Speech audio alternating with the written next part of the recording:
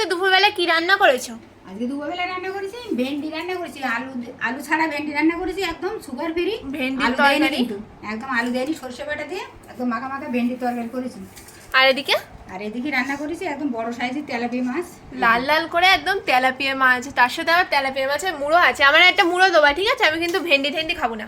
আচ্ছা ঠিক আছে, দেই তাহলে। একটা বড় সাইজের মাথা, তেলাপিয়া মাছের মাথা খেতে আপনারা কারা কারা ভালোবাসেন কমেন্টে জানাবেন। এর মধ্যে আলু দিয়েছো না? হ্যাঁ, আলু না দিলে হবে। তুমি তেলাপিয়া মাছের ঝাল বানিয়েছো এটা? হ্যাঁ, ঝাল ঝোল একদম লাল লাল করে অল্প অল্প একটু ঝোল করেছি, ঝোল না করলে আমার আহা, হবে না। একদম দারুণ গাব্বাই সাইজের মাথা। এই যে দিয়ে দিলাম। তুমি কখন খাবে? আমি একটু পরে খাবো, খেয়ে নাও, একটা মাছ দিয়ে দেই। থাক থাক, আবার রাত্রিরেও তো খেতে হবে। এই যে আজকে তেলাপিয়া মাছ, তাও আবার কত বড় সাইজের মাথা, গরম ধরতে পারছি না, এক্ষুনি রান্না করে এলো মা।